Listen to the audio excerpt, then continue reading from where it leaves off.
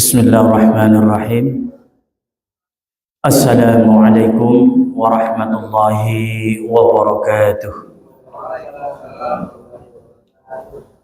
Alhamdulillah.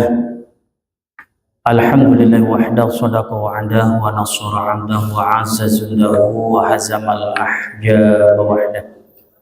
Asyhadu an la ilaha illallah wa asyhadu anna Muhammadar Rasulullah. Qala Allah Ta'ala fi kitabihil karim. A'udzu billahi minasyaitonir rajim. Bismillahirrahmanirrahim. Dzalikal kitabu la raiba fihi hudal lil muttaqin. Shadaqallahul azim. Ma'asyiral muslimin, para jamaah Masjid Baitur Ridwan, wabil khusus Ketua DKM beserta seluruh jajaran, para jamaah, bapak-bapak, ibu-ibu yang dimuliakan Allah Subhanahu wa taala. Puji syukur mari kita panjatkan hanya hadirat Allah. Alhamdulillah, tanpa terasa hari ini seiring perjalanan waktu kita sudah masuk ke Ramadan pada hari yang ke-26. Mudah-mudahan ibadah Ramadan kita yang kita jalankan dengan iman dan wahtisaban senantiasa mendapatkan ridha dan pahala di sisi Allah Subhanahu wa taala. Selawat iringan salam senantiasa tercurah limpah kehariban Nabi besar kita Muhammad sallallahu alaihi wasallam, tercurah limpah kepada para keluarganya, kepada para sahabat-sahabatnya, dan insyaallah kepada kita, wabil khusus kita yang saat ini berada di Masjid Baitur Ridwan, kelak yaumil akhir nanti mendapatkan syafaat dari Nabi kita Muhammad sallallahu alaihi wasallam. Para jamaah dimuliakan Allah Subhanahu wa taala, yang pertama mohon maaf, kajian ini harusnya dilaksanakan tepat ba'da sholat zuhur. Ini sudah terjadwal, padahal saya sudah baca itu tanggal 26. Karena saya terobsesi biasa hari Kamis, itu saya abaikan. Akhirnya tadi Pak Hari Salman telepon saya, Pak Arifin juga telepon. Waduh, saya bilang mohon maaf, lupa. Saya sedang asik bercengkrama dengan 4 cucu saya di rumah tadi, jadi lupa begitu Pak Hari. Tapi masih ada rentang waktu hari ini, masih bisa kita laksanakan kajian, bukan kajian zuhur, tapi kajian asyar menjelang maghrib. Insya Allah enggak lama saudara, hanya beberapa menit. Mari kita manfaatkan duduk tersimpuh sambil mengkaji, menganalisa ayat-ayat Allah. Mudah-mudahan menjadi inspirasi buat kita semua, dan mudah-mudahan menambah kefahaman kita dan menambah ilmu pengetahuan kita tentang agama Allah Subhanahu wa taala. Para jamaah Allah Subhanahu wa taala, tema kita hari ini adalah mengimani kemukjizatan Al-Qur'an. Sekali lagi saya katakan bahwa kata kata iman, amanah, yu'minu, imanan, kata iman itu di dalam Al-Quran Allah catatkan sebanyak 596 kali kata iman. Kata takwa itu terdapat 250 kali. Jadi iman takwa ini selalu linear, bergandengan. Takwa adalah proses panjang dari sebuah keimanan, sedangkan iman adalah proses untuk menuju ketakwaan. Jadi hari ini sebagai orang yang beriman dan bertakwa, kita akan mencoba sejauh mana iman kita terhadap Al-Quran, sejauh mana kecintaan kita terhadap Al-Quran, sebesar apa mahabbah kita terhadap Al-Quranul Karim. Saudara-saudara akan Allah Subhanahu wa taala, Al-Quran ini salah satu kitab yang bernilai mukjizat. Para ulama sepakat mendefinisikan mukjizat, Al-Qur'anun huwal mu'jizu munazzalu ala Nabi Muhammad sallallahu alaihi wasallam, al-maktubu fil masahif, al-manqulu bitawatir, al-muta'abbadu bitilawati. Kata para alim ulama, para mufassir, para ahli Quran, Quran adalah sebuah mukjizat yang diturunkan kepada seorang nabi, seorang rasul yang bernama Muhammad sallallahu alaihi wasallam. Al-maktubu fil masahif, Quran tadi ditulis dalam bentuk lembaran-lembaran, dalam bentuk mushaf, al-manqulu bitawatir, kemudian Quran diriwayatkan dengan jalan mutawatir, turunnya tidak sekaligus tapi berangsur-angsur sesuai peristiwa, sesuai kondisi, sesuai kebutuhan. Al-muta'abbadu bitilawatih. Dan siapa saja yang membaca Al-Quran, paham nggak paham, ngerti nggak ngerti, dipandang sebagai sebuah ibadah. Nah ini saudara, jadi Al-Quran ini mukjizat. Kalau kita lihat di dalam Al-Quran, dalam sejarah kenabian, itu dalam sejarah kita mengenal hampir ada 245.000 nabi dan rasul yang Allah turunkan ke dunia. Artinya setiap bangsa, setiap masa, setiap masyarakat saat itu ada nabi. 245.000 nabi dan rasul lebih. Tapi yang tercatat di dalam Al-Quran yang kita imani sebanyak 25 nabi dan rasul. Dan nabi terakhir, rasul terakhir adalah nabi kita Muhammad sallallahu alaihi wasallam. Mukjizat nabi terdahulu gak ada, saudara. Kita tidak akan pernah menemukan yang namanya tongkat Nabi Musa alaihissalam. Silakan cari di kolektor, nggak akan ada itu.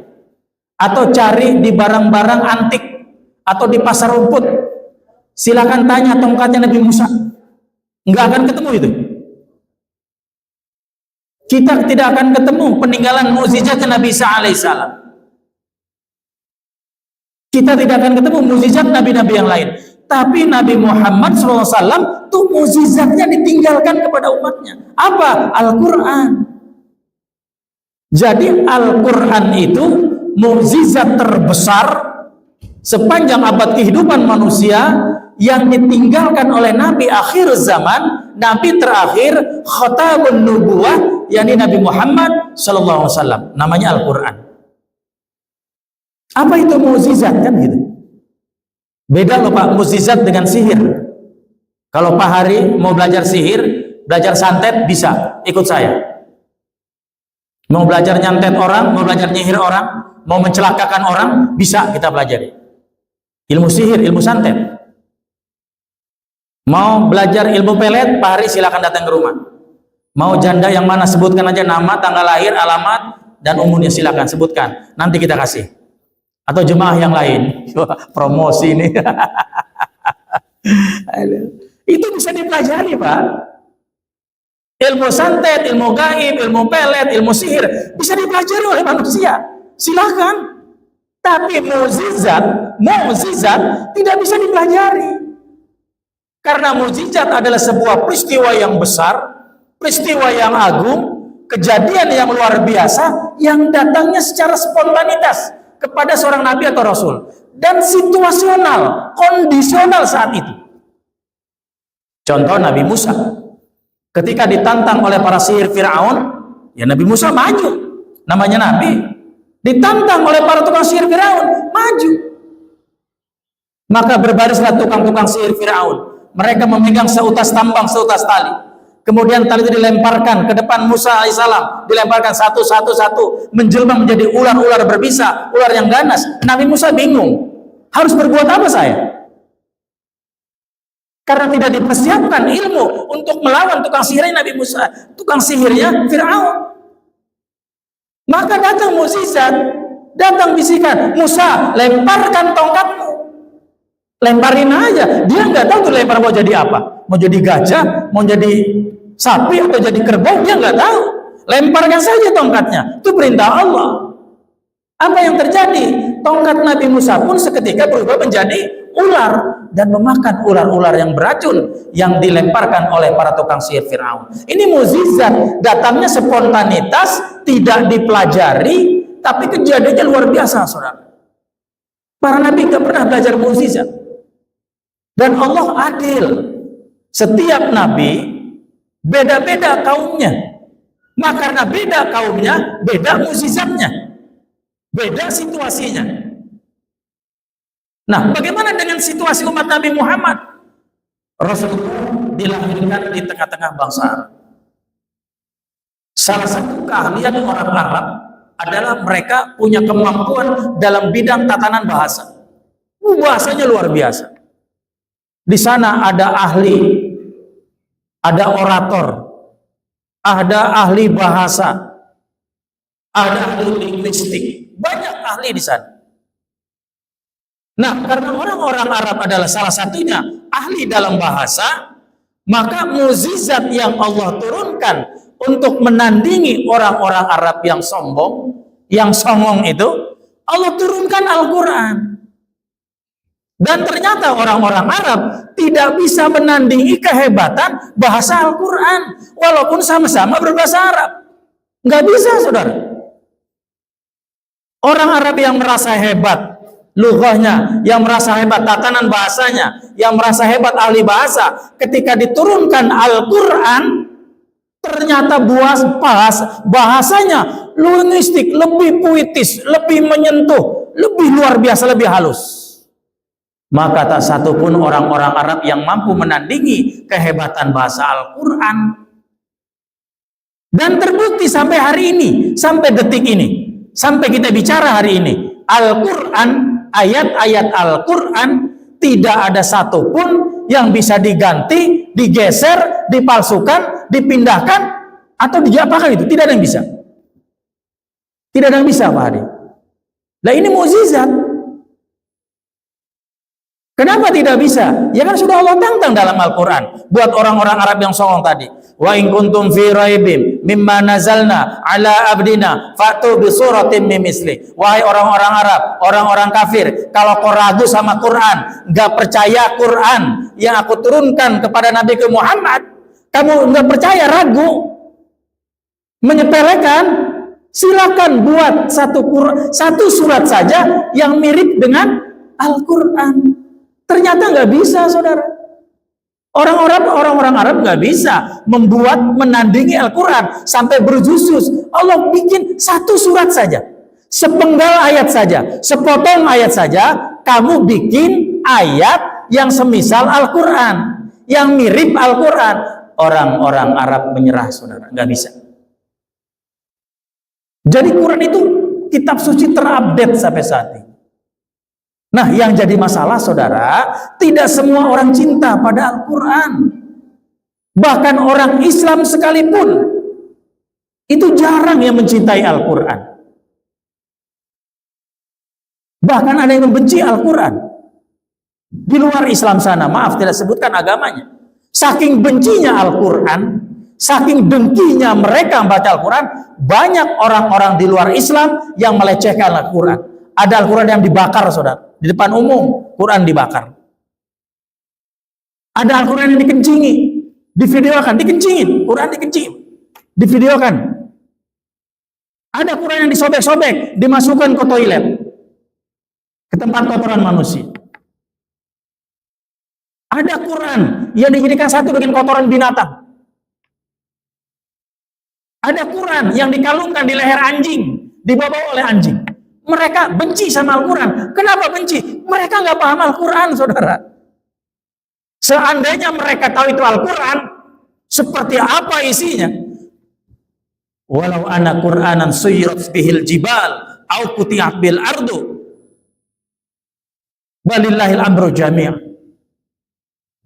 Seandainya Al-Quran diwahyukan kepada gunung, kepada batu, kepada bumi, kepada air, pasti batu akan pecah berkeping-keping, gunung akan runtuh berkeping-keping, air laut akan menggugah di kepanasan. Kenapa? Tidak sanggup menahan kehebatan, keagungan isi Al-Quranul Karim. Maka diturunkan kepada seorang manusia yang agung yang bernama Muhammad Sallallahu Alaihi Wasallam. Mestinya bangga kita punya Nabi yang punya mukjizat langsung sampai ke tangan umat. Lalu bagaimana Pak Ustaz cara kita mengimani Al-Quran? Yang pertama, membaca Al-Quran secara rutin, saudara. Saya bilang tadi, baca Quran, ngerti nggak ngerti artinya, paham nggak paham artinya, baca saja Al-Quran, baca. Dapat pahala nggak Pak Ustaz? Dapat. Man qara'a min kitabillahi fa'ala salahu hasanah. Man qara'a min kitabillahi ta'ala falahu hasanah. Al hasanatu bi asrin amsalihah. Bacalah, barang siapa yang membaca satu huruf dari Al-Quran, maka Allah kasih 10 kebaikan. Satu huruf, Pak. Sedangkan di Quran itu Pak Hari ada 30 juz, 6.666 ayat, 114 surat, 1.075 huruf. Bayangkan tuh Pak Hari. Bulan Ramadan dilipat gandakan jadi 100 kali lipat. 100 kali 1.075 huruf. Wah, berapa M pahala yang kita peroleh itu. Sekarang saya jujur mau tanya sama bapak-bapak yang ada di sini. Ya, tahadusan bin ni'mah. Saya juga belum hatam, baru juz kesekian puluh. Sudah ada yang hatam Al-Quran selama bulan Ramadan. Pak Hari berapa kali? Alhamdulillah Rabbil Alamin. Allahumma arhamna bil Quran. Yang lain nyusul. Pak, sudah juz keberapa? Pak Polisi, Pak Komandan, sudah juz keberapa Qurannya? Berapa? 16. Alhamdulillah, teruskan Pak. Di malam-malam ganzil, malam Lailatul Qadar, diteruskan. Mestinya malam-malam ganjil, malam-malam terakhir puasa itu memang mestinya kita ibadahnya intensif Pak, lebih kencang. Idealnya begitu, lebih kencang ibadahnya. Sholatnya lebih kencang, bangun malamnya lebih kencang, baca Qurannya lebih kencang lagi di malam-malam terakhir Ramadan. Karena itulah waktu-waktu mustajabah sebetulnya. Tapi kita kan beda Pak. Saya bahas bulan yang lalu. Karena kita terobsesi oleh tradisi lebaran. Kita disibukkan oleh pakaian lebaran, oleh kendaraan, cat rumah, pulang kampung, tiket pesawat. Sibuk. Akhirnya ibadah yang inti, yang meraih keagungan Ramadan, baca Quran, i'tikaf di masjid, itu terabaikan, saudara. Ini. Yang kedua, memahami memahami makna Al-Quran. Belajar, enggak mesti Pak Hari itu harus paham isi Al-Quran 6.016 ayat, 30 juz, paham tafsirnya, enggak perlu. Ambil saja Al-Quran, buka, baca surat Qul Huwallahu Ahad, surat Al-Ikhlas, artinya apa? Udah itu baca. Oh, artinya ini. Qul Huwallahu Ahad, katakanlah Allah itu Esa, Allahu Somad, Allah tempat meminta, lam yalid walam yulad, Allah tidak beranak, tidak peranakan, walam yakul lahu kufuwan ahad. Dan Allah tidak ada yang menyamai satupun, tidak yang setara dengan Allah. Itu saja dulu. Besok buka lagi Quran, surat apa? Qul a'udzu birabbin nas, baca, lihat artinya. Minimal kita paham. Enggak dituntut kok harus hafal 30 juz, harus hafal maknanya 30 juz. Enggak. Baca saja sekemampu kita. Manai Al-Quran. Kemudian yang ketiga, menggunakan Al-Quran, mengaplikasi Al-Quran dalam kehidupan sehari-hari. Setelah Pak Hari udah tahu artinya, udah ngerti bacaannya, paham isinya, ya manfaatkan, gunakan, praktekkan gitu loh. Al-Quran itu dalam kehidupan sehari-hari. Apa yang disuruh Al-Quran? Sodako. Manfaatkan ibadah sodako. Quran nyuruh apa? Puasa. Ya manfaatkan puasa. Quran nyuruh tahajud. Ya laksanakan tahajud. Quran nyuruh sholat sunnah. Laksanakan sholat sunnah. Itu perintah Al-Quran. Di dalam itu banyak. Jadi itu perintah Al-Quran. Enggak mesti kita menguasai sepenuhnya.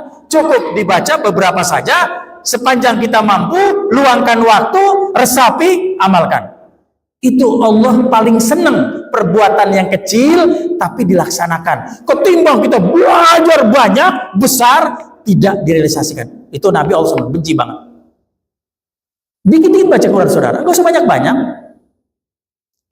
Kemudian yang kelima, menyebarkan Al-Quran. Apa maksudnya?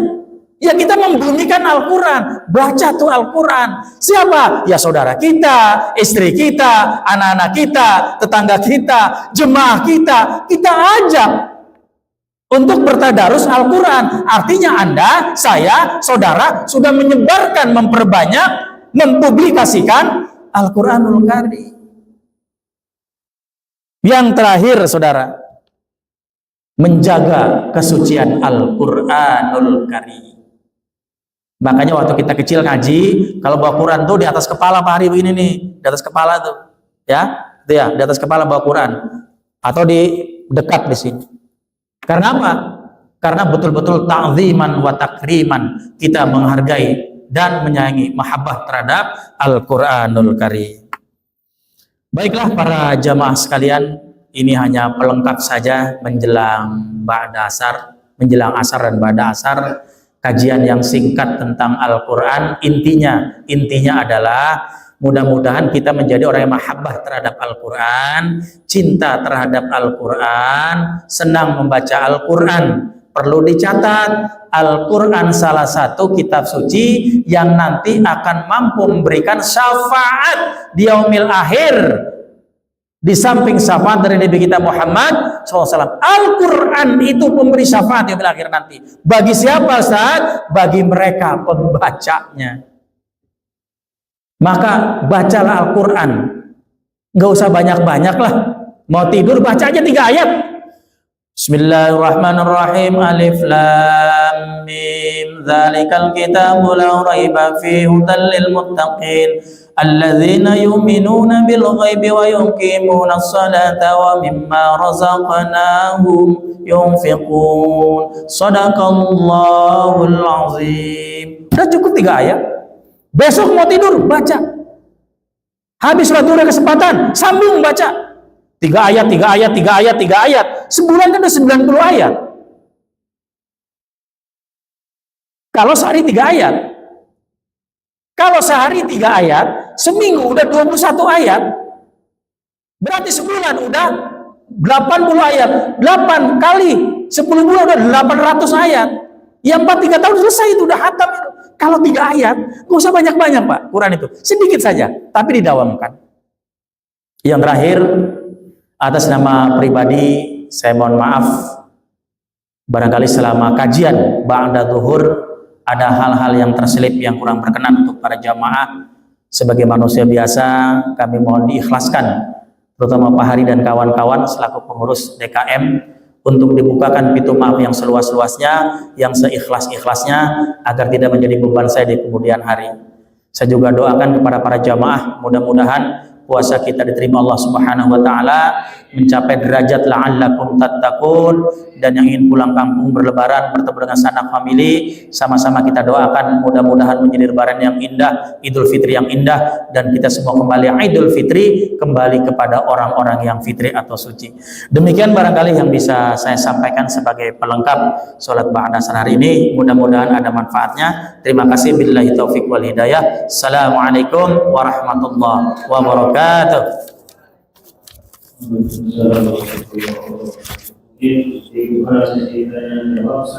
Ya, silakan. Ada yang mau tanya, silakan. Enggak juga nggak apa-apa. Oh, Pak Hari. Silakan, Pak Hari. Waalaikumsalam warahmatullahi wabarakatuh. Izin pertanyaan tidak yang dibahas tapi mungkin ini pertanyaan berulangan ada di pada tentang kita tahu bahwa mushaf itu adalah yang dicetak dalam buku, tapi dengan kemajuan sekarang Al-Quran itu digital. online. Iya. Apakah online itu jadi mushaf atau tidak? Kedua adalah bagaimana apakah kita dengan teknologi sekarang akhirnya mungkin lebih jarang bahwa itu mushaf. Kita bicara tentang bagaimana dalam apa yang kita lakukan, karena juga kan kalau kita mahal kan beda ya. Untuk mushaf dengan online seperti ini. Waalaikumsalam warahmatullahi wabarakatuh. Begini Pak Hari, perkembangan zaman itu sebuah keniscayaan yang tidak bisa kita bantah. Pasti itu. Dulu ketika orang-orang berangkat ibadah haji, bagi yang perempuan sering mengeluh menstruasi saat ibadah haji. Tapi dengan kemajuan ilmu pengetahuan kesehatan, maka ada obat penunda haid. Jadi perempuan bisa tidak haid, gitu saatnya ketika di Makkahul Mukarramah. Kaitan dengan Al-Quran, Al-Quran itu mushaf yang kita baca berbentuk lembaran-lembaran. Bagaimana dengan Quran digitalisasi? Kan begitu. Apapun itu bentuknya, apakah digitalisasi, apakah itu mushaf, ketika Al-Quran itu untayan ayat-ayatnya kita baca, maka tidak mengurangi substansi isi Al-Quran. Maka pahalanya Pak Hari sama. Ketika membaca Al-Quran, apakah dibaca di handphone, apakah dibaca di mushaf, apakah dibaca di layar, apakah dihafal, selama itu lafal itu kita ucapkan, kita baca, maka substansinya sama. Artinya kita membaca Al-Quran. Ini pernah saya tanya juga. Bagaimana Ustaz kalau Quran digital? Ya baca. Substansinya pada kata baca itu, pada membaca itu. Anda tidak usah bingung Quran itu pada tampilannya, mau itu mushaf, mau itu digital, mau itu bentuk layar, mau itu bentuk robot, bentuk teknologi apa, bentuk suara, selama itu Al-Quran yang kita baca, maka substansinya itulah Al-Quran. Jadi memang inilah imbas daripada teknologi, apalagi ada AI, apa namanya? AI itu, wah itu luar biasa, sudah luar biasa. Ya, kalau itu kecerdasan buatan, dia bisa mengkaji. Apa itu Al-Quran? Al-Quran adalah bla bla bla bla. Apa itu mukjizat? Mukjizat adalah bla bla bla. Itu luar biasa. Bahkan kita bisa belajar dari AI. Ya silakan saja, sepanjang itu media untuk menuntun kita kepada bimbingan Al-Quran. Jadi tidak menghilangkan substansinya ketika kita membaca Al-Quran. Apakah dalam bentuk lembaran, dalam bentuk digitalisasi, dalam bentuk layar, monitor, selama itu kita baca, yakin itu bahwa itu ayat Al-Quran, pahalanya akan dapat. Begitu Pak Hari. Mudah tetap semangat ya. Memang sekarang jarang yang bawa Quran. Saya baca hadisnya jadi handphone sekarang. Bawa kitabnya kan gede Pak. Handphone. E-box namanya sekarang ya. Elektronik book. Ada e-digi apa? E-KTP, e-rapot, e-tol ya. E-books, e-hadis, e-Al-Quran ya. Ini semuanya elektronik. Digitalisasi beralih. Mau tidak mau itu. Sepanjang tidak menghilangkan substansi Al-Quran, kita membaca dengan adab membaca, punya wudhu misalnya, ya kan? Bagus menghadap kiblat, kemudian makhrijul hurufnya, warotilil Qur'ana tartila kata Allah, dibaca dengan tartil, ikuti adab-adab baca Quran, sama substansinya kita membaca Al-Quran, sama ketika berhadapan dengan mushaf Al-Quran. Itu aja barangkali. Terima kasih. Terima kasih. Assalamualaikum warahmatullahi wabarakatuh.